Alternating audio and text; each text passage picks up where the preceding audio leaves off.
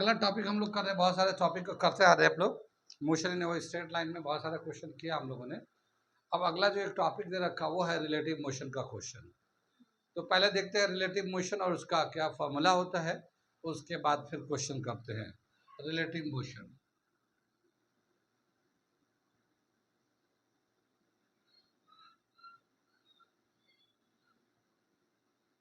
ठीक है ना। रिलेटिव मोशन, रिलेटिव मोशन नाम से समझ में आ रहा है, motion of a body with respect to another body.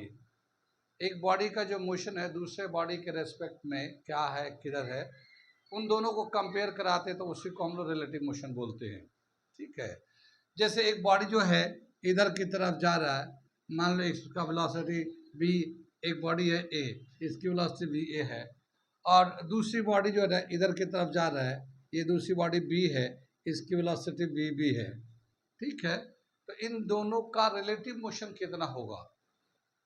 तो रिलेटिव मोशन का जो फॉर्मूला दे रखा है सेम डायरेक्शन में अपोजिट डायरेक्शन में, तो उसको क्या दे रखा है, ये जो रिलेटिव मोशन होता है रिलेटिव वेलोसिटी होता है, वेलोसिटी वेक्टर क्वांटिटी होता है, और वेक्टर क्वांटिटी का अगर दो वेक्टर होते हैं तो उसका एक रिजल्टेंट निकालते हैं हम लोग। तो जो रिजल्टेंट होता है वही हमारा रिलेटिव मोशन होता है। क्या लिखते हैं हम लोग, जैसे कि relative velocity of A with respect to B, ये पढ़ेंगे हम लोग। Relative velocity of A with respect to B, A की कितनी वेलोसिटी है बी के रिस्पेक्ट में, तो इसका जो फॉर्मूला होता है B A B is equal to B A minus B B. ठीक है।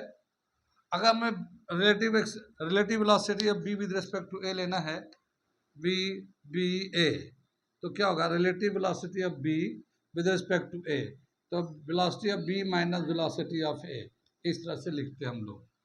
ठीक है। जो पहले लेटर होता है वो पहले लिखते हैं, जो बाद में होता है वो बाद में लिखते हैं। समझने के लिए हम लोग ऐसे कर सकते हैं। कितनी बात सुन में।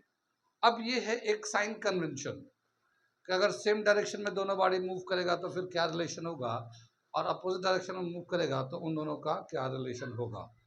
तो इसमें एक जैसे हम लोग निकालते हैं रिजल्टेंट, जैसे हमें याद है R is equal to P square plus Q square plus 2pq cos theta, ये हमारा एक रिजल्टेंट वेक्टर निकालने का फॉर्मूला हम लोगों ने 11th क्लास में पढ़ा था हम लोगों ने।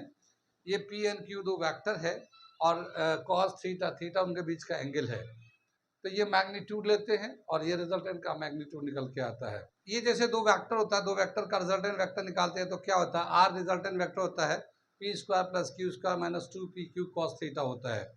अब यहाँ पे जो दो वेलोसिटी है, दो वेलोसिटी यानी velocity of A velocity of B, दो बॉडी है, अगर हम लोग मान लो दोनों सेम डायरेक्शन में जा रहा है, when moving in same direction, same direction, ठीक है ना, सेम डायरेक्शन में जाएगा तो theta is equal to 0 degree हो जाएगा। एक का बॉडी का वेलोसिटी बी ए है और दूसरे का वेलोसिटी बी बी है, बी ए बी अगर लेना चाहते हैं हम लोग, ठीक है, तो क्या होगा B A square plus B B square minus 2 B cos theta, cos 0 degree, और ये रूट लगा दिया, इस फॉर्मूले के रेस्पेक्ट में इसको डाल दिया। ठीक है। अब क्या हो जाएगा, ये V A square plus V B square minus 2ab, cos 0 का वैल्यू होगा 1, तो 2va ये आ जाएगा हमारा। ये A square plus B square plus 2 minus 2ab के हिसाब से ये आ जाएगा V A minus B B का होल स्क्वायर, और ये रूट आ जाएगा इसके ऊपर। ठीक है। और ये V A minus B B के बराबर हो जाएगा बी ए बी। तो velocity of B A, velocity of A with respect to B निकालते V A minus B B, वो यहाँ हम लोगों ने डायरेक्ट लिख दिया है। ठीक है ना। अगर सेम डायरेक्शन में मूव करता तब की बात है। ठीक। और अगर अपोजिट डायरेक्शन में मूव कर रहा है, एक बॉडी जो है, यहाँ पे सेम डायरेक्शन का मतलब है कि ये ए भी इधर ही जा रहा है और बी भी इधर ही जा रहा है, ये दोनों का डायरेक्शन सेम है, उस केस में हमारा तो इतना हो गया। लेकिन अगर मान लो दोनों अपोजिट डायरेक्शन में जा रहा है, तो उस केस में क्या रिलेशन होगा, मैं इसको ही दोबारा से लिख देता हूँ, और इसको बताता हूँ फॉर्मूला। जैसे ये अपोजिट डायरेक्शन में दे रखा है ये, ठीक है, यहाँ से मैं मिटा रहा हूँ ये। When body are moving in opposite direction, opposite direction, ठीक है, अपोजिट डायरेक्शन में होगा तो यहाँ पे जो थीटा होगा 180 डिग्री आ जाएगा, ठीक। तो V A B is equal to V A square plus V B square minus 2 V B cos 180 degree, ये रूट में डल जाएगा। ये कॉस 180 का वैल्यू होता है -1, -1 लेंगे तो ये प्लस हो जाएगा, ठीक है। तो V A square V B square plus 2 V B root में डाल दिया। ये V A plus B B का होल स्क्वायर आ जाएगा, ये रूट में डाल देंगे, ये रूट से बाहर आ जाएगा। क्या समझ में आया कि अगर अपोजिट डायरेक्शन में मूव करेगा तो दोनों को प्लस कर देते हैं, और सेम डायरेक्शन में मूव करता है तो माइनस कर देते हैं, ठीक है। तो velocity of A with respect to B if a body moving in the same direction V A minus B B, when moving in opposite direction V A plus B B जाता है। अब हम लोग यही दो फॉर्मूले हैं रिलेटिव मोशन के लिए, इसके बीच में और एंगल का भी ले सकते हैं हम लोग, कॉस जो भी एंगल होगा वो ले सकते हैं, लेकिन दो फॉर्मूले मेन यही हैं। इसके बेस पे एक दो सवाल करते हैं हम लोग और देखते हैं कैसे ये कंसेप्ट को अप्लाई करते हैं। क्या दे रखा है ये अगला क्वेश्चन हम लोग करने जा रहे हैं रिलेटिव मोशन के बेस पे। पहले मैं क्वेश्चन को पढ़ता हूँ, बताता हूँ। 2 parallel rail tracks run north south. Train A moves with a speed of 54 km per hour. Train B moves south with a speed of 90 km per hour. What is the relative velocity of B with respect to A? Relative velocity of ground with respect to B. ठीक है, यहाँ पे हम लोग convention लेंगे, जैसे कि एक रेलवे ट्रैक है, ये एक हमारा ले लेते हम लोग रेलवे ट्रैक है ये और ये नॉर्थ टू साउथ की तरफ जा रहा है। ये इधर नॉर्थ है मान लेते हैं और ये साउथ है, ठीक है ना। ट्रेनें इस पे ऐसे आती जाती है नॉर्थ साउथ से। ट्रेन ए जो है मूव्स नॉर्थ, मूव्स नॉर्थ का मतलब ये इधर की तरफ जा रहा है, ये ट्रेन जो है इधर की तरफ जा रहा है, ठीक है। ए ट्रेन इधर की तरफ जा रहा है और बी जो ट्रेन है इसकी स्पीड दे रखा ट्रेन ए का 54 किलोमीटर पर आवर, ठीक है। Train B move south, B जो है साउथ की तरफ जा रही है, हम लोग यहाँ पे लेते हैं, ठीक है ना। बी जो ट्रेन है साउथ की तरफ जा रहा है और इसका बी बी जो है ये 90 किलोमीटर पर आवर है, ये दे रखा दोनों का, ठीक। अगर हम लोग नॉर्थ से साउथ को हम लोग पॉजिटिव ले ले, साइन कन्वेंशन, जैसे अगर कोई ट्रेन नॉर्थ से साउथ में जाए तो पॉजिटिव लेंगे और साउथ से नॉर्थ आएगा तो नेगेटिव लेंगे हम लोग। तो सोल्यूशन कर रहे हैं इसका हम लोग और इसको कन्वेंशन पहले सेलेक्ट करते हैं, ठीक है ना। The direction of motion from north to south is taken as positive, ठीक है ना, पॉजिटिव ले लिया हम लोगों ने, ठीक। तो यहाँ नॉर्थ से साउथ कौन जा रहा है हमारा, बी जा रहा है, देखिए बी जो है ना नॉर्थ से साउथ की तरफ जा रहा है, ए तो अपोजिट आ रहा है उसका, ठीक। तो बी बी का जो स्पीड होगा वो पॉजिटिव में लेंगे और बी ए का जो एड्रेस होगा स्पीड होगा वो नेगेटिव में लेंगे। तो V B velocity of B is equal to 90 kilometre per hour, ये वी बी, ठीक है। किलोमीटर पर आवर और मीटर पर सेकंड में कन्वर्ट करने के लिए हम लोग 5/18 से मल्टीप्लाई कर देते हैं, ठीक है। तो 25 मीटर पर सेकंड ये पॉजिटिव हो गया हमारा, इसी तरह से वेलोसिटी ऑफ ए ले लेते हैं, लेकिन ये वेलोसिटी ऑफ ए जो है वो नेगेटिव लेंगे, क्योंकि ये साउथ से नॉर्थ की तरफ आ रहा हमारा, ठीक है, किलोमीटर पर आवर, ठीक, -54, और ये 5/18 से कर लेंगे, 18 3 आएगा, ये -15 मीटर पर सेकेंड काउंट हो गई है साइन कन्वेंशन के हिसाब से, ठीक है। अब हमें पूछा है relative velocity of B with respect to A, ठीक है, बी का वेलोसिटी ए के रेस्पेक्ट में क्या होगा, तो हम लोग इसको लिखते हैं, थोड़ा सा ये क्वेश्चन मिटा दे, यहाँ से क्वेश्चन मिटाता हूँ, फिर उसके बाद क्वेश्चन कर रहा हूँ इसको आगे।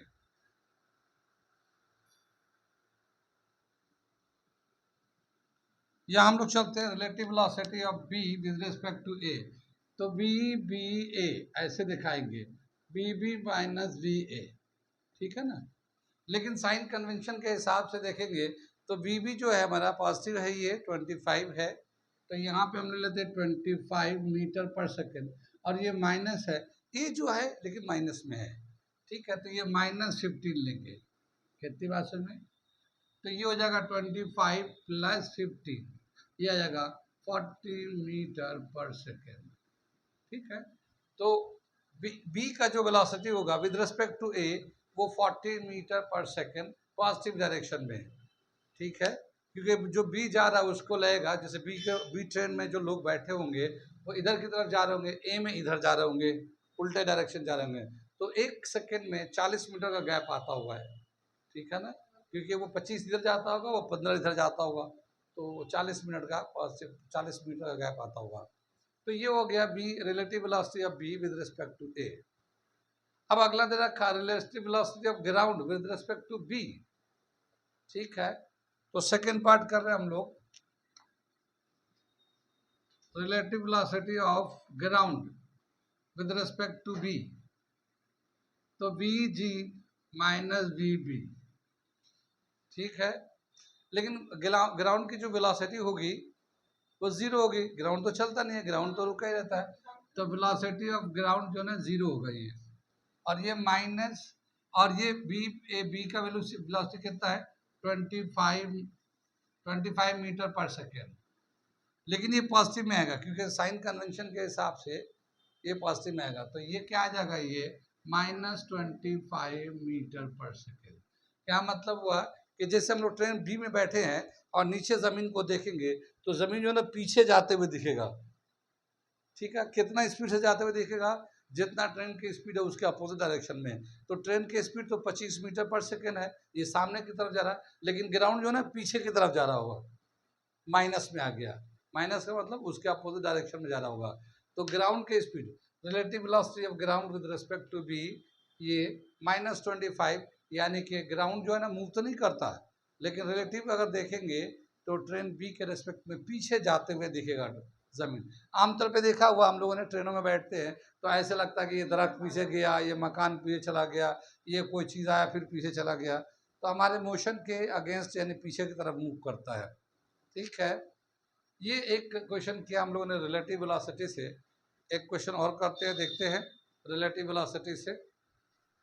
ये देखिए एक क्वेश्चन है, बहुत अच्छा क्वेश्चन है और एनसीईआरटी में भी दे रखा है, ये रिलेटिव मोशन से रिलेटेड, मैं पढ़ता हूँ फिर बताता हूँ क्या है कैसे है ये।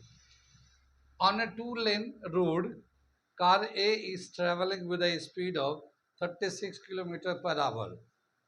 Two cars B and C approaches car A in opposite direction with a speed of 54 km/h each.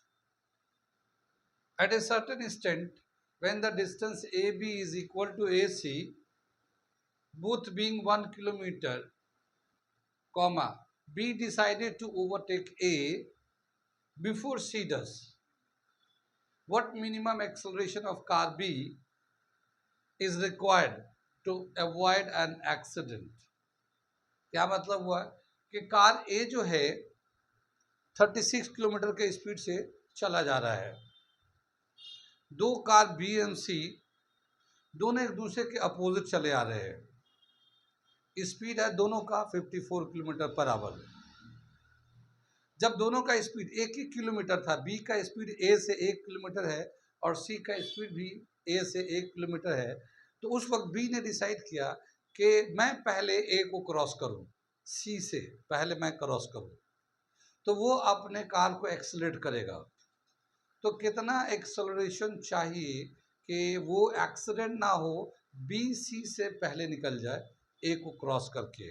अगर हम लोग फिगर के फॉर्म में देखते हैं, लाल पेन मेरा दिख नहीं रहा, कहाँ चला गया, ठीक है, तो ये फिगर के फॉर्म में देख लेते हैं। ये मान लेते हैं हम लोग, ये कार ए है, ठीक है,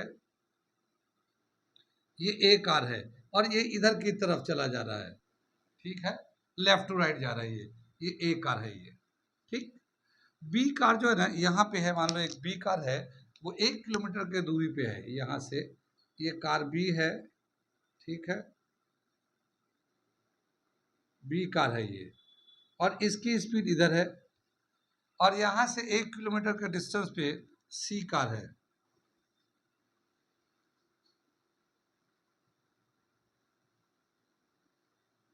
ये सी कार है, और ये इधर की तरफ मूव कर रहा है, ठीक है। बी और सी दोनों एक दूसरे के अपोजिट मूव कर रहे हैं।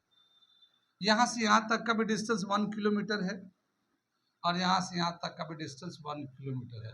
किलोमीटर को अगर मीटर में करना चाहेंगे तो 1000 मीटर हो जाएगा, ये भी 1000 मीटर हो गया। इसका जो स्पीड था 36 किलोमीटर पर आवर है ए का, सी का और बी का दोनों का स्पीड कितना सेम है, और वो है 54 किलोमीटर पर आवर, ठीक है ना, ये दे रखा है।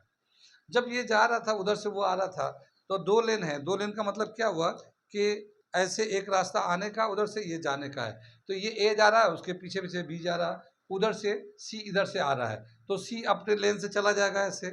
लेकिन बी क्या चाह रहा है कि मैं जो हूँ ए को पहले सी को क्रॉस कर मैं जाऊँ, तो ये जाके फिर इस रोड पे जाएगा और फिर ये अपने रोड पे चला जाएगा, तो ये ओवरटेक करेगा। ओवरटेक का मतलब इसके पीछे जाके आगे ऐसा करना है। तो सी को क्रॉस करने से पहले बी चाह रहा कि मैं क्रॉस कर जाऊं, कितना एक्सेलरेशन होना चाहिए ये बताना है, ये पूरे सवाल में लिखा हुआ है।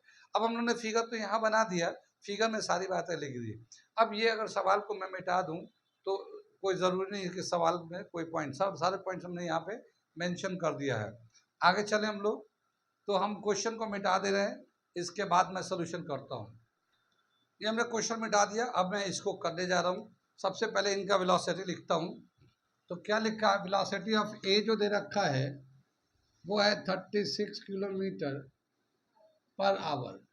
इसको मीटर पर सेकंड में करने के लिए 5/18 से मल्टीप्लाई कर देंगे और ये आ जाएगा 10 मीटर पर सेकंड। इसको हम लोग मान लेते हैं जो ए का जो डायरेक्शन है वही पॉजिटिव डायरेक्शन है, ए का डायरेक्शन जो है वही पॉजिटिव डायरेक्शन है। यहाँ पे ले लेते हैं direction of motion of A is taking as positive.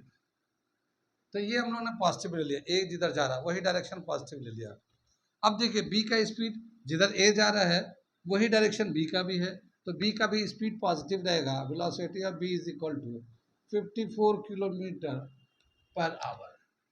54 को 5/18 से मल्टीप्लाई कर देंगे तो ये आ जाएगा 15 मीटर पर सेकेंड, ये पॉजिटिव हो गया। और वेलोसिटी ऑफ सी कितना हो जाएगा, ये माइनस में 54 लेंगे क्योंकि इसके रेस्पेक्ट में अपोजिट डायरेक्शन में आ रहा है वो, ठीक है। 54 किलोमीटर पर आवर, ये तो माइनस में ले लिया, और इसको हम लोगों ने मीटर पर सेकेंड में 5/18 से मल्टीप्लाई कर देते हैं तो -15 मीटर पर सेकेंड, ये हमारा सी का स्पीड हो जाएगा। अब हम लोग रिलेटिव स्पीड लेते हैं। Relative speed of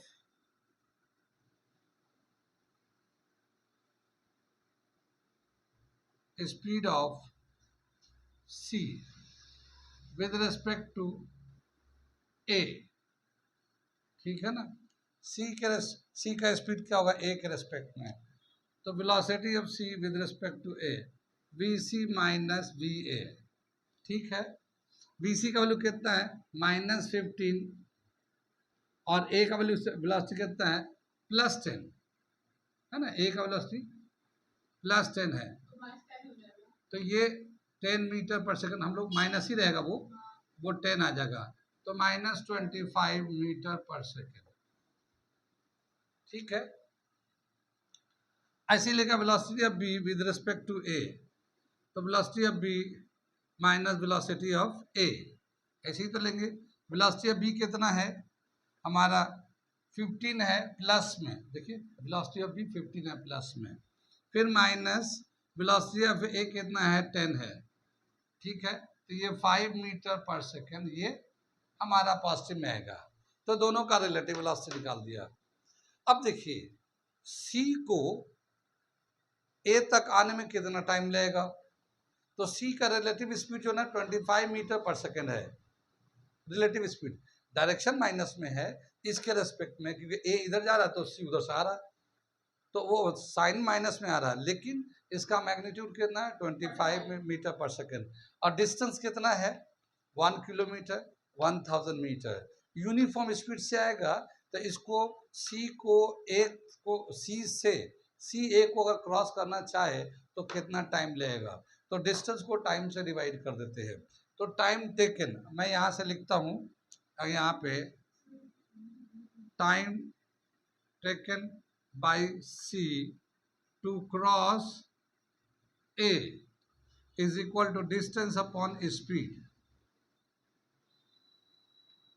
relative speed, R speed कर दिया, रिलेटिव स्पीड, डिस्टेंस कितना दे रखा है 1000 मीटर दे रखा है, रिलेटिव स्पीड 25 है, इसका 25 से काटेंगे 40 सेकेंड्स लगेगा, सी को ए को क्रॉस करने के लिए 40 सेकेंड चाहिए। अब क्या है बी चाहता कि मैं पहले ओवरटेक कर लूं, तो बी 40 सेकेंड से पहले इसको क्रॉस कर जाना है, सी को 40 सेकेंड ए तक आने में लगेगा, लेकिन बी अगर ओवरटेक करना चाहता सी के पहले तो इसको 40 सेकेंड में इसे क्रॉस कर जाना है, यानी इसको भी टाइम 40 सेकेंड में ही क्रॉस करना है, उससे पहले क्रॉस करना है, मैक्सिमम टाइम उसके 40 सेकेंड है। तो अब हमें एक्सेलरेशन कितना होना चाहिए, तो बी के लिए स्पीड है, रिलेटिव स्पीड है 5 मीटर पर सेकेंड, बी का रिलेटिव, वैसे तो बी का स्पीड 15 मीटर है, लेकिन रिलेटिव क्योंकि 10 वो आगे जा रहा, 15 ये आगे जा रहा, तो रिलेटिव 5 ही बच रहा है, तो उसका रिलेटिव वेलोसिटी 5 मीटर है, टाइम है 40 सेकेंड, एक्सेलरेशन कितना होना चाहिए, डिस्टेंस है 1000 मीटर, तो हमें यहाँ से एक्सेलरेशन निकालना है। यहाँ तक समझ में आ गया, इसे नोट करिए, फिर मैं इसका आई का लिखता हूँ मिटा के। अब बी जो है, बी चाहता है ए को क्रॉस करने के लिए, उसके पास मैक्सिमम टाइम है 40 सेकेंड, ठीक है, तो क्या है relative velocity of B, relative velocity of B with respect to A is 5 metre per second, ये वाला है 5 मीटर पर सेकेंड, इसके पास टाइम जो है 40 सेकेंड है, इसका जो डिस्टेंस ट्रैवल करना 1000 मीटर है, और टाइम निकाल सॉरी एक्सेलरेशन निकालना कितने से एक्सेलरेट करे ताकि वो एक्सीडेंट ना हो, तो S is equal to U T plus half A T square, U T क्या इनिशियल वेलोसिटी जो रिलेटिव वेलोसिटी था वो है 5, टाइम है 40 सेकेंड, हाफ ए एक्सेलरेशन हमें निकालना है, टी है 40 और इसका स्क्वायर कर लेते हैं हम लोग, ठीक है ना, इसको जब मल्टीप्लाई करेंगे तो वो 200 आ जाएगा, ये आ गया 1/2a और ये 1600 ये आ गया, और इसका जो डिस्टेंस है 1000 हमने यहाँ ले लेते हैं मीटर के टर्म में, ठीक है, ये 200 को इधर लाते हैं तो 1000 माइनस 200 इज इक्वल टू, ये 2 से इसे 1600 करेंगे तो 800, तो 800 ए आ जाएगा, ये 1000 में से 200 माइनस करेंगे तो 800 और ये 800 ए आ गया, तो ए का जो वेलोसिटी, ए का जो वैल्यू आ जाएगा 800 अपॉन 800 1, यानी 1 मीटर पर सेकेंड का एक्सेलरेशन से अगर बी एक्सेलरेट करे तो वो सी से पहले ओवरटेक करके निकल जाएगा और एक्सेलरेट भी नहीं होगा, तो एक्सेलरेशन कितना है इसका 1 मीटर पर सेकेंड स्क्वायर, ये सवाल समझ में आ गया, एनसीईआरटी का अच्छा सवाल है। और एक दो सवाल मैं कराता हूँ रिलेटिव वेलोसिटी के बेस पे, यहाँ तक तो समझ में आ ही रहा है। आगे चलते हैं, अगला क्वेश्चन मैं लिखता और बताता हूँ। क्या दे रखा है ये अगला question, a jet airplane travelling at a speed of 500 km per hour ejects product of combustion at a speed of 1500 km per hour relative to jet plane. What is the speed of latter with respect to an observer on the ground? क्या मतलब हुआ, बोला क्या कि एक jet plane है और ये ऊपर की तरफ जा रहा है। जैसे मान लो ये एक जेट प्लेन है, ये ऊपर की तरफ जा रहा है, ये ऐसे, और इसका जो स्पीड है मान लो v1 ले लेते हैं 500 किलोमीटर पर आवर, ये ऊपर की तरफ जा रहा है। जब ये ऊपर जा रहा है तो नीचे की तरफ उससे जो इजेक्ट करता है, स्मॉक धुएं जो निकलते हैं ना, देखा होगा जब रॉकेट लॉन्च करते हैं तो धुएं निकलते हैं, नीचे की तरफ प्रेस करता है तो धुआं भी एक वाला अपोजिट फोर्स लगाता है, न्यूटन थर्ड लॉ के हिसाब से, जिसकी वजह से वो ऊपर की तरफ जाता है। तो वो जो धुआं है वो धुआं जो है इस तरह से बाहर की तरफ वो रिलीज कर रहा है। और ये जो इसकी स्पीड जो है विद रेस्पेक्ट टू ऑब्जर्वर, एक ऑब्जर्वर है ये अर्थ पे है, वो देख रहा है कि उसके रेस्पेक्ट में इसकी जो स्पीड है 1500 किलोमीटर पर आवर है। ठीक है, ये इसके रेस्पेक्ट में जेट प्लेन ऊपर जा रहा है, धुआं नीचे आ रहा है, ये ऑब्जर्व कर रहा था, देख रहा है 1500 किलोमीटर पर आवर का स्पीड आ रहा है। कितनी बात सुन रहे हैं ये, तो बताना है कि इसका खाली धुएं का स्पीड कितना है। ये तो 1500 रिलेटिव दे रखा, देखिए eject product of combustion at a speed of a jet airplane traveling at a speed of 500 km ejects product of combustion at a speed of 1500 km relative to the jet plane. Jet plane के respect में वो 1500 kilometre per our दिख रहा है इसको, ये observer को। तो बताना है कि सिर्फ वो जो धुआं निकल रहा है वो कंबस करके जलने के बाद जो राख धुएं निकल रहे हैं उसकी कितनी स्पीड है। ठीक है, ये क्वेश्चन दे रखा है। अब हम इसमें क्या करते हैं, हम लोग एज्यूम कर लेते हैं let the speed of jet plane be positive. Solution कर रहे हैं, let the speed of jet plane be positive and it is v1 is equal to 500 kilometre per hour. ये ऊपर वाले को पॉजिटिव लिया तो जाहिर है ये नीचे जा रहा है तो नेगेटिव होगा। Now velocity of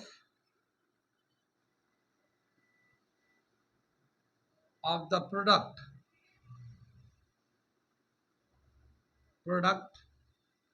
is equal to v2 है ये, ठीक है ना, जो धुआं निकल रहा उसकी स्पीड हमने मान लिया। Relative velocity